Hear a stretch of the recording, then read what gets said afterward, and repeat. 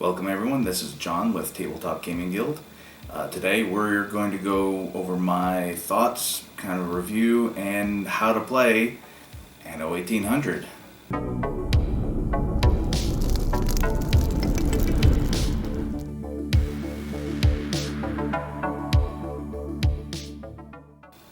In Anno 1800, you assume the role of one of a new small island nation, and you're looking to be the greatest in the world, flexing your naval power, your production, and your ability to trade and economic influence to get the most amount of points at the end of the game.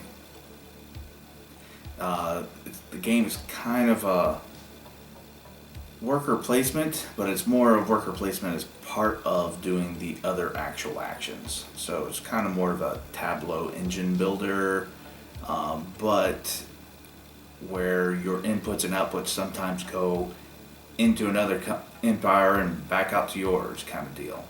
But let's get more into how we actually take our actions, as I feel like that's the meat of the game. And yeah, let's just go do that. After you complete the board setup of islands, workers, trade tokens, and population cards, determine the first player. Their way is who's most recently in a port city, but if you live in a port city, just probably use Schwazi. Anyway, after the first player has been determined, that player will take an action, and then any bonus free actions that they can or want to take. Play will continue this way for the rest of the game till the end game is triggered by a player no longer having any population cards in their hand. You'll finish the current round, and then all players will take one more round of actions so that each player has an even number of turns. We'll dig into what those actions are in more detail in a bit here, but first we need to know how your player board works and how you acquire resources for doing those actions. Almost all actions require goods. Acquiring them is done by placing workers out onto your tableau of the type or color required, or by trading with other players or trading with the new world. You only place workers or trade when you need to acquire a specific good for an action that you are taking, so there's no stockpiling of goods. In fact, it's fair to say that the workers themselves are your main resource that you produce and refresh. In addition to your workers, your island produces exploration and trading power through their navies. Each ship produces a set number of these tokens each festival, more on that later. When you spend non-bonus trade exploration tiles, they should go to a spent area beside your board. Additionally, some actions require you to spend a worker instead of using them for a specific good, and in that case you'll also place them off to the side to retrieve later. For an action, you may need or want to trade with one of your neighbors to acquire a specific good. You choose with whom you will acquire the good from, and that player will receive 1 gold from the bank, and you spend trade tokens equal to the trade value listed under the worker type required to produce that good.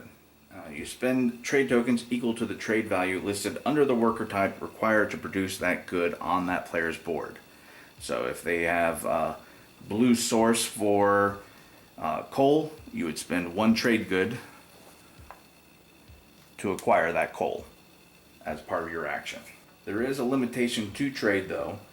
You can never trade for the same good more than once per turn, and if you have the trade tokens, you can trade for multiple different goods though. Now, looking at the bottom of these worker sections, you see there is a gold bar value listed. On your turn, if you need to either open up a worker spot or just return a specific worker type back to your pool, you can perform the shift end free action. You spend the amount of gold equal to the printed value under that type of worker that you want to return to your pool. You may now immediately place them back out onto your tableau. The only limitation here is how much gold you have, so you may repeat this as often as you like. Just remember though, gold is worth points at the end of the game at a rate of 3 to 1, so spend them wisely. With the mechanics of how to do the actions out of the way, let's go through the actions. You have expand, increase and upgrade your workforce, play and activate population cards, swapping population cards, opening up the old world and exploring the new world, and taking expedition cards, with the final action being festival. So let's go into these actions in a little bit more detail. The first major action you'll be taking is the expand action, which has 3 options. You can build an industry tile, a shipyard, or activate your shipyards to build ships. When building industry, shipyards, or boats, you spend workers to match the trade goods required that match the blueprint from the supply. You flip the tile to its constructed side and place it in your empire. If you have no empty spaces, you may build over top of any space in your empire. If you build over a space that has a tile, you return that tile to the supply blueprint side up. The industry you build must be unique in your empire, so no cornering the market. Some industries are alternative versions of pre-printed industries. These alternatives are considered unique, so you're not obligated to build over them, and you may have both of them in your empire. There is one exception to no identical buildings in your island, which will be covered in the old world action later on, as that's where it can happen. Building a shipyard is similar to building an industry, but unlike industries, there are no restrictions on having multiple of the same shipyard on your island. Their only restriction is that they must be built along the coast. If you decide to build ships as your expand action, each shipyard in your empire may produce 1 ship equal to or less than the level of that shipyard. And when you build a ship, you immediately get the tokens for that ship, and if you built a trade ship, you may spend those tokens to acquire goods to build ships at your other shipyards. Increasing your workforce. When you take the increased workforce action, you may add up to 3 workers to your worker pools. The goods required to add a worker is printed at the top of each of the worker pools. Any workers that you acquire may be immediately used in producing more workers in this action, similar to acquiring trade ships in the expand action. For each new worker you acquire, you must draw a card from the corresponding deck. There are 2 decks, one for farmers and workers, and the other for the artisans, engineers, and investors. If you acquire workers from another source, such as a completion bonus for a population card, you must still draw a card from the appropriate deck. On all my playthroughs, I never saw it happen, but if you acquire a worker and there are no cards left in either of the decks, you have to pay the printed on gold cost to hire that worker. But if you ever actually manage to have that happen in your playthrough, I would love to hear about it. Upgrading your workforce is similar to increasing a workforce. You may do it up to 3 times, and you may upgrade 3 different workers or 1 worker 3 times, or anything in between.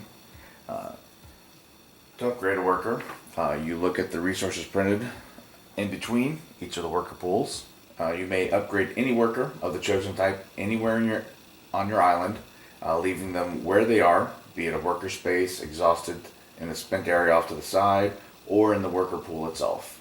And like other actions, you may spend recently upgraded workers to upgrade other workers. As these are not new workers, you do not draw population cards as a part of this action. The next action is playing population cards.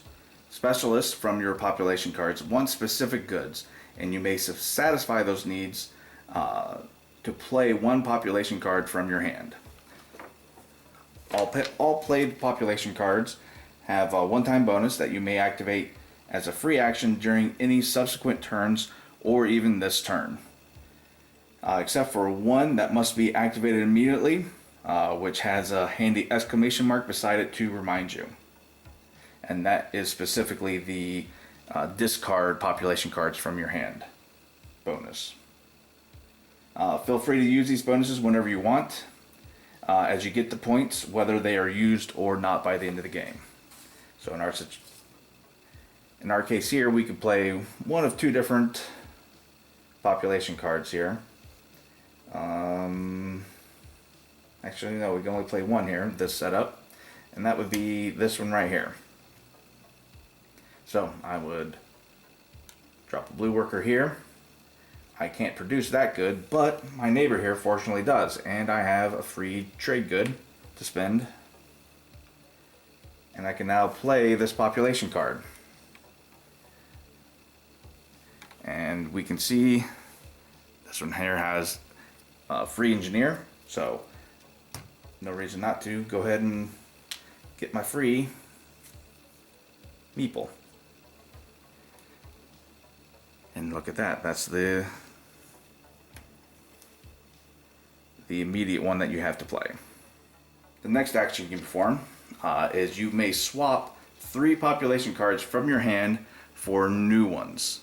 You place the population cards you want to swap at the bottom of their respective decks, and then you draw that many cards from the same decks.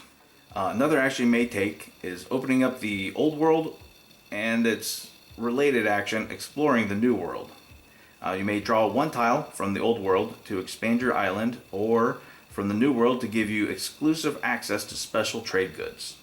The cost to draw from one of these 2 stacks is expedition tokens, and it depends upon if this is your first, second, third, or your 4th time of drawing from that specific stack. So that's another thing that people sometimes get tricked up on, is that drawing old world tiles and new world are separate. So if you draw 1, it costs you 1. If you already have an old world tile, it doesn't affect what it costs to draw your first new world tile, which will still cost you just 1. After you pay for the expedition tokens for taking the expanding old world action, you'll draw 1 of the tiles and you will place it beside your board, expanding your naval area as well as your area that you can build upon your industries on. And this is also where we get to where you can break the rule of having no duplicate industries in your empire. Because if you happen to draw this and you already have it, you don't destroy the building. So you technically have 4 spots now for blue clay. Some of the other bonuses you can get include getting additional workers, or drawing, let's say, cards from the expedition deck. And for the new world, you can get one of multiple different goods. And in addition to taking the new world tile, you also will draw 3 cards from the new world deck and add that to your hand. Taking expedition cards. One more action you can take is spending 2 exploration tokens and drawing 3 expedition cards.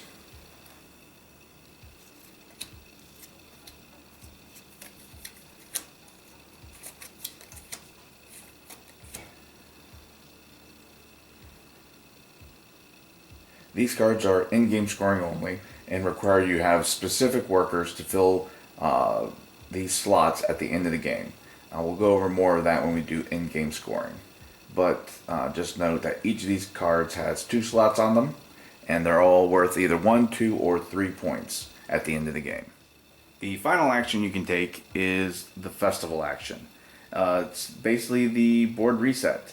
If you cannot or do not want to take any more actions, you may celebrate a festival. Clear away any unspent bonus, trade, and exploration tiles. Return all your workers to their pools, and then put out trade and exploration tokens onto all of your ships equal to their max. And you're ready for your next turn. Now let's go over objective cards. Objective cards consist of in-game scoring, be they collect the most, set collection, or modifying the expedition cards. Additionally, they can have bonus actions that you can take throughout the game. The default setup that they give you has a nice spread, and I kind of suggest using that as a template for especially your first few games to lay out some of the objective cards so that way you have a nice balance. I would suggest not using 2 of the cards though. That is the one that restricts it so you can only have 1 island, or the one that penalizes you for every card left in your hand. That's simply because of the fact that for a new player, those are probably the most punishing cards to have out there on the tableau. Other in-game scoring, other than the objective cards and the expedition cards, are also whoever ends the game gets 7 points. And that has been how to play Anno 1800. I hope you find this guide helpful in learning how to play. My personal thoughts on the game is that I feel that the theme is captured really well, that the interactions between players is just right. You still have the competition for the different productions and the different paths to victory, focusing on trading might with your ships and other options is, always felt very viable to me. You can't really ignore any of the, different end-game scoring between the, your population and the end-game cards, but, you don't have to focus on one of them more than the others. As far as getting the game, I feel that for me, this was a little bit higher on the collectability scale. Even if 1 or 2 of my other friends had it, I would still want to pick it up for myself. I mean, I enjoyed it that much. And as far as willingness to play, I will always play this game if somebody brings it to the table. Anyway, I hope this has been helpful for you, and that if you have any other games that you kind of want us to do a walkthrough of the rules, just drop them in the comments. Thanks, and see you at the table.